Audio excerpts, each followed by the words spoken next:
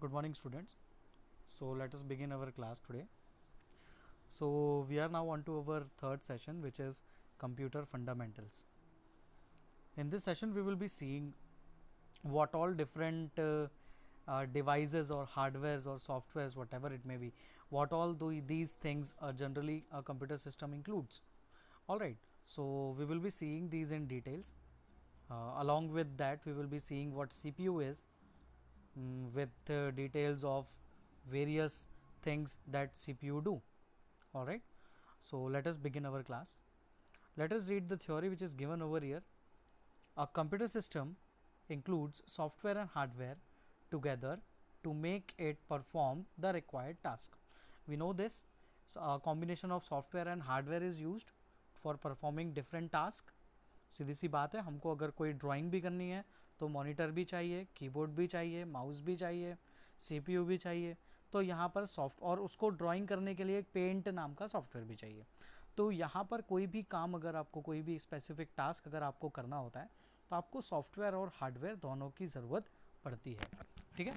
Software क्या होता है? तो software is a collection of information, instruction which tells the computer that you need to perform this thing. There are different softwares which are designed to perform different tasks. All right, each software generally do some task which another software can't do. Paint सिर्फ paint कर सकता है, calculator calculation कर सकता है. Paint पे calculation नहीं हो सकता, कैलकुलेटर पे पेंटिंग नहीं हो सकती. तो अलग अलग सॉफ्टवेयर्स का अलग अलग इंस्ट्रक्शन उसको दिए हुए हैं और उन इंस्ट्रक्शंस के बेसिस पे ही वो टास्क परफॉर्म करता है. उसके बाद इन्होंने बताया हुआ है कि दूसरा जो इम्पोर्टेंट सॉफ्टवेयर होता है जो हर एक कंप्यूटर में ये डिज़ायर्ड ऑपरेशन करवाने के लिए ज़रूरी है, वो होता है ऑपरेटिंग सिस्टम. ऑपरेटिंग सिस्टम एक ऐसा सॉफ्टवेयर है जो कि जो भी आपके कंप्यूटर में हार्डवेयर जुड़े हुए हैं और जो भी सॉफ्टवेयर आपने कंप्यूटर में डाल रखे हैं, उन सारों के बीच में कम्युनिकेशन जनरेट करने के लिए, उन सारों के बीच में कम्युनिकेशन एस्टेब्लिश करने के लिए आपको कहीं ना कहीं इस ऑपरेटिंग सिस्टम की ज़रूरत पड़ती है. तो ये भी एक बहुत इंपॉर्टेंट सॉफ्टवेयर होता है जो हमारे लिए बहुत ज़रूरी है. यहाँ पर एक इन्होंने कोट्स में डेफिनेशन दी हुई है, हम उस डेफिनेशन को एक बार पढ़ते हैं. A computer system is a programmable machine designed to perform arithmetic and logical operations to produce meaningful results in desired format. Computers का यूज़ करके आप जो भी आपका डिज़ायर्ड इनपुट है उसका एक मीनिंगफुल रिजल्ट या एक आउटपुट प्रोड्यूस कर सकते हैं.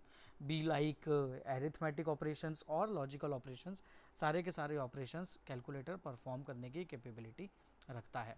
अब जो ये कंप्यूटर सिस्टम होता है, इस कंप्यूटर सिस्टम को बेसिकली 3 यूनिट्स में डिवाइड किया गया है. ठीक है.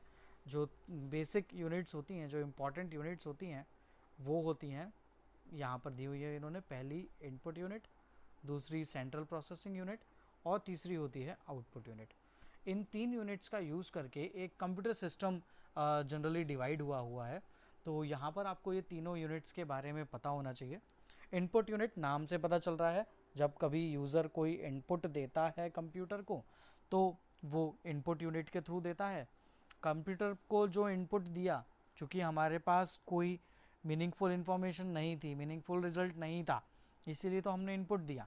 अब कंप्यूटर क्या करेगा? उसको प्रोसेस करेगा और प्रोसेस करने के बाद मीनिंगफुल रिजल्ट देगा हमारे इनपुट को कन्वर्ट करके. तो फिर ये जो मीनिंगफुल रिजल्ट देगा वो मीनिंगफुल रिजल्ट क्या कहलाएगा? तो वो जो मीनिंगफुल रिजल्ट है उसको हम बोलेंगे हमारा एक आउटपुट, जो कि आउटपुट यूनिट के थ्रू प्रोड्यूस किया जाएगा. यहाँ पर इन्होंने डेफिनेशन दी हुई है. इनपुट यूनिट क्या करती है? इनपुट यूनिट से इनपुट दिया जाता है, सिंपल सी बात. अब हम जो इनपुट देते हैं उसके लिए ये जो टर्म लिखी हुई है ये बहुत इंपॉर्टेंट है, ये पता होना चाहिए. Raw data and instructions.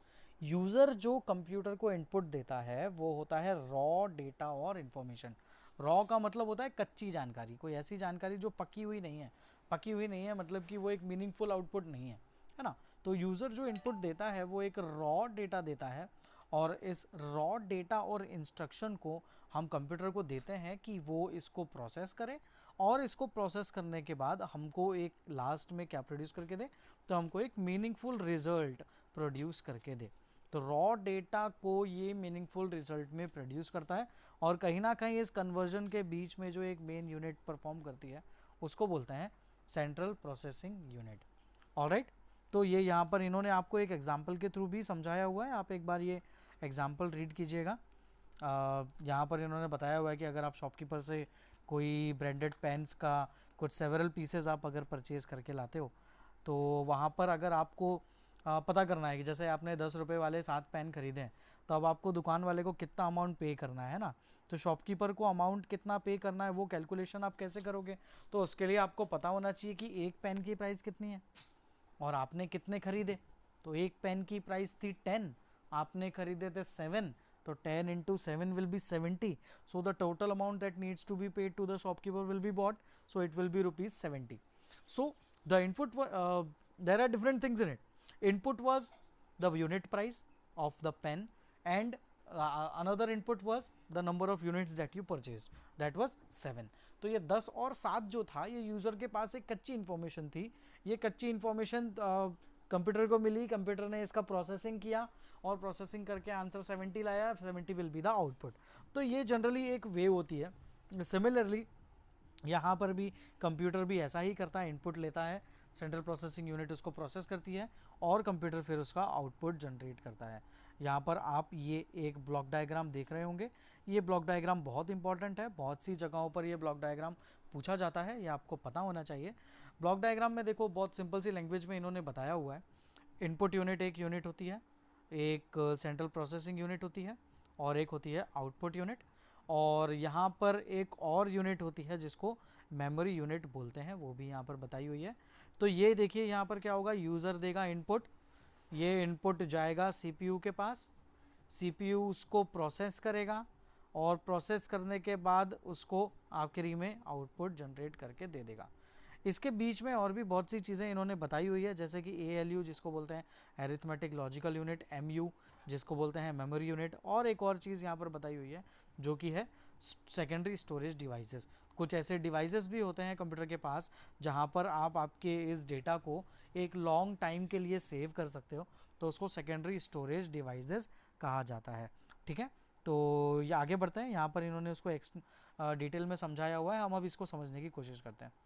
अब देखिए CPU जो वाला जो पार्ट है ना, इस CPU वाले पार्ट में काफ़ी सारी चीज़ें यहाँ पर दी हुई हैं, इन सब चीज़ों को डिटेल में हम समझते हैं। The CPU is further divided into 3 parts. The first one is control unit, where it is. So you can see just below the central processing unit heading, it is written over there, control unit. So one is control unit, second is ALU, arithmetic logical unit, and the third one is memory unit. A CPU generally consists of these three things. You can see it is written over here, control unit, arithmetic logical unit and memory unit. यहाँ पर जो control unit होती है उसका बहुत major part होता है। Control unit जो होती है वो acts as a receptionist and manager of a company. ये किसी की कंपनी, कोई कंपनी का जैसे कोई रिसेप्शनिस्ट होता है या जो कंपनी का कोई मैनेजर होता है, उसके जैसा काम करती है सीपीयू के अंदर कंट्रोल यूनिट। इसका काम क्या है, कौन आ रहा है, कौन जा रहा है, क्या कर रहा है, क्या नहीं कर रहा है, सारे चीज़ों का ट्रैक कौन रखेगा, या तो रिसेप्शनिस्ट रखेगी या तो मैनेजर को सारी चीज़ों का एक ट्रैक होता है कि क्या काम हो रहा है, क्या नहीं हो रहा है, कौन कर रहा है, कैसे कर रहा है, कब कर रहा है ना। तो ये सारी चीज़ों का ट्रैक या तो मैनेजर और रिसेप्शनिस्ट यही लोग रखेंगे। तो जो सीपीयू होता है उसके अंदर जो एक कंट्रोल यूनिट होती है, वो कंट्रोल यूनिट भी एक रिसेप्शनिस्ट या मैनेजर जैसा काम करती है। मतलब इसको देखो डिटेल में बताया हुआ, it receives each and every instruction from user and coordinates between different parts to perform various operations. मतलब कि ये यूज़र से दिए जाने वाले हर एक इनपुट को ये एक्सेस करती है, इसको फिर देखती है कि इसको किसको देना है, कौन इस पे क्या ऑपरेशन परफॉर्म करेगा। तो ये सारी चीज़ें करने का काम किसका होता है, कंट्रोल यूनिट का होता है। तो कंट्रोल यूनिट एक रिसेप्शनिस्ट या एक मैनेजर के जैसा काम करती है सीपीयू के अंदर। अगला जो है वो है arithmetic logical unit. What this do? Arithmetic logical unit acts as an accountant of a company. ALU जो होता है वो कंपनी के अकाउंटेंट का काम करता है। अकाउंटेंट कौन होता है, जो सारे लेन देन में जो पैसा लगता है, मतलब कैलकुलेशन जो होती हैं, तो कैलकुलेशन का काम कौन करता है, अकाउंटेंट करता है। तो सिमिलरली कंप्यूटर्स में भी जितना भी कैलकुलेशन का काम होगा, वो कैलकुलेशन का काम करने के लिए यहाँ पर कौन है, ALU है, ठीक है। जितने भी कैलकुलेशंस होते हैं वो सारे के सारे ALU करता है। देखो डिटेल में बताया हुआ है, विच performs all the mathematical and logical operations. तो सारे ऑपरेशंस को परफॉर्म करने के लिए यहाँ पर इस ALU का इस्तेमाल किया जाता है। आगे बढ़ते हैं, एक और नीचे वहाँ पर बाजू में लिखा हुआ था MU का मतलब होता है मेमोरी यूनिट, ठीक है। अब मेमोरी यूनिट क्या करती है, तो memory unit is what, it is temporary store of a company. Memory unit जो है वो एक टेम्पररी स्टोर है किसी कंपनी का, जहाँ पर कुछ समय के लिए कुछ थोड़े से डेटा को स्टोर करके रखा जा सकता है। एडिशनली कंप्यूटर के पास सेकेंडरी स्टोरेज डिवाइस भी होता है। जब कभी देखो small amount of data use hold करना है तो मेमोरी यूनिट है, टेम्परेरी समय के लिए डेटा होल्ड करना है तो मेमोरी यूनिट है। पर अगर large amount of data hold करना है जो कि आगे कभी भी लाइफ टाइम में कभी भी काम आ सकता है फ्यूचर में, तो उस समय के लिए अगर आपको डेटा होल्ड करना है तो वो शॉर्ट टर्म के लिए तो नहीं होगा, वो लॉन्ग टर्म के लिए होगा। तो ये लॉन्ग टर्म डेटा होल्ड करने के लिए आपको फिर सेकेंडरी स्टोरेज डिवाइसेस की ज़रूरत पड़ेगी, जहाँ पर आप डेटा को लॉन्ग टर्म के लिए होल्ड कर सकते हैं, ठीक है। सेकेंडरी स्टोरेज डिवाइसेस में क्या क्या आते हैं अभी पता चल जाएगा, और मेमोरी यूनिट में क्या क्या चीज़ें आती हैं वो भी हम देखेंगे, ठीक है। अब यहाँ पर नीचे जो ये पैराग्राफ है इसमें इन्होंने बताया है कीबोर्ड क्या होता है, CPU, DVD, CD, इनके बारे में बताया हुआ है। चलिए इसको थोड़ा सा हम समझते हैं। कीबोर्ड क्या होता है, ये सारी चीज़ें तो बताने की ज़रूरत नहीं है। हम थोड़ा सा देखते हैं कि सेकेंडरी स्टोरेज डिवाइसेस में क्या क्या चीज़ें आती हैं।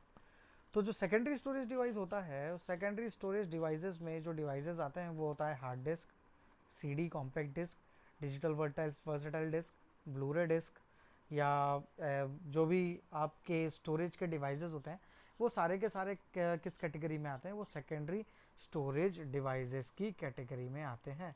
तो ये हमको पता होना चाहिए, ठीक है। यहाँ पर आप लोगों को इन्होंने कुछ एग्जांपल्स भी बताए हुए हैं, क्या इनपुट डिवाइसेस होते हैं, कौन कौन से आउटपुट डिवाइसेस होते हैं और इनका क्या काम है। तो आप लोग वीडियो को पॉज कर इसको एक बार रीड करें और समझें और मुझे बताएं कमेंट्स में कि आप लोगों को इनमें से किसके बारे में नहीं पता है, तो मैं आप लोगों को उन चीज़ों के बारे में एक्सप्लेन कर दूंगा, ठीक है। यहाँ पर एक सैम्पल रिक्वायरमेंट तीसरा कॉलम दिया हुआ है। सैम्पल रिक्वायरमेंट में एक एग्जांपल दिया हुआ है कि क्या पर्पस हो सकता है, इन माइक्स के साथ क्या कर सकते हैं, स्कैनर के साथ क्या कर सकते हैं। तो ऐसे अलग अलग डिवाइसेस के क्या क्या यूजेस हो सकते हैं वो यहाँ पर इन्होंने एग्जाम्पल एक सैम्पल दिया हुआ है। कोई ऐसा नहीं है कि वो सिर्फ इसी काम के लिए इस्तेमाल होते हैं, ठीक है। तो इसको वीडियो को पॉज कर इसको एक बार आप लोग पढ़ लें, समझ लें। जो नहीं समझ में आए नीचे कमेंट्स में लिखें, मैं आपको एक्सप्लेन कर दूंगा। और जो मेमोरी यूनिट थी जो हमने देखा, जहाँ पर शॉर्ट टर्म के लिए small amount of data store करना होता है, तो अपन ने सेकेंडरी स्टोरेज डिवाइस तो देख लिया कि लॉन्ग टर्म के लिए ज़्यादा अमाउंट ऑफ डेटा स्टोर करना है तो सेकेंडरी स्टोरेज डिवाइस, पर शॉर्ट टर्म के लिए small amount of data hold करना है तो जो डिवाइसेस यूज़ होते हैं उनको बोलते हैं रैम और रोम।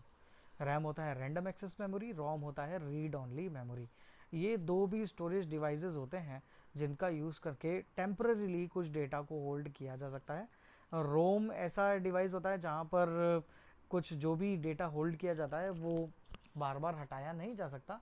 पर रैम में क्या होता है, कुछ कुछ समय के लिए डेटा होल्ड होता है, जब हम उसको यूज़ कर रहे होते हैं तभी वो डेटा वहाँ पर रहता है, जब हम उस चीज़ को यूज़ करना बंद कर देते हैं तो वो डेटा वहाँ से हट जाता है। जैसे आप लोगों ने मोबाइल में देखा होगा, रैम क्लियर कर लो तो थोड़ा सा फास्ट चलने लगेगा। तो रैम क्यों क्लियर कर लो, क्योंकि हमने जो भी हमने काम किया था अभी पिछले जितनी देर से हमारा मोबाइल चल रहा है, हमने बहुत सारी ऐप्स यूज़ करी पर उसको अभी तक यूज़ तो नहीं कर रहे हैं, यूज़ करके बंद कर दिया। तो क्या होता है, कुछ अमाउंट ऑफ डेटा अगर रैम में स्टोर्ड है तो रैम क्लियर करने से क्या होता है, वो डेटा भी रिलीज़ हो जाता है और रैम फ्री हो जाती है और मोबाइल तेज़ चलने लगता है। तो इसीलिए टेम्परेरी स्टोरेज जो होता है वो रैम के अंदर स्टोर किया जाता है, ठीक है। बायस एक टर्म लिखी हुई है, बेसिक इनपुट आउटपुट सिस्टम। तो जनरली रोम में बहुत सारी चीज़ें स्टोर की जाती है, बायस भी उसका एक पार्ट है। यहाँ पर आपको एक टेबल दिया हुआ है जहाँ पर bits, kilobyte, megabyte, gigabyte, terabyte का कंपैरिजन बताया कि 1 KB is equals to how much, 1 MB is equals to how much, 1 GB is equals to how much and 1 TB is equals to how much. सबसे छोटी unit जो होती है वो होती है बिट। आपको ये पहले पता होना चाहिए। कंप्यूटर मेमोरी में देखो डेटा हो सेव होगा तो कुछ मेमोरी कंज्यूम करेगा, तो मेमोरी की कुछ यूनिट्स भी होंगी। तो यहाँ पर जो सबसे स्मॉलेस्ट यूनिट होती है कंप्यूटर डेटा स्टोर करने की वो होती है बिट। बिट के अंदर दो ही तरीके का डेटा स्टोर हो सकता है, 0 या 1, ऑप्टिक बिट्स से बड़ी होती है एक 4 बिट की बनती है निबल, वो यहाँ पर इन्होंने नहीं बताया, इन्होंने सीधे बताया 8 बिट्स, तो 8 बिट्स के कॉम्बिनेशन से बनती है एक बाइट, और ऐसी 1024 बाइट से मिलकर बनता है 1 केबी, और ऐसे 1024 केबी से मिलकर बनता है 1 एमबी, और ऐसे 1024 एमबी से मिलकर बनता है 1 जीबी, और ऐसे 1024 जीबी से मिलकर बनता है 1 टीबी। तो ये इन्होंने एक टेबल दिया हुआ है जिसमें इन चीज़ों का कंपैरिजन इन्होंने यहाँ पर बताया हुआ है। ठीक है, so this is it for today, we will see rest of the things in the next of our next class, because I think there is a lot which need to be explained. Instead of covering it in one class, we will be finishing it in 2 classes. All right, so this is it for today's class. You just go through everything which is studied today, and let me know what all things you didn't understand, so I will be explaining those to you. All right, thank you students, see you in the next class.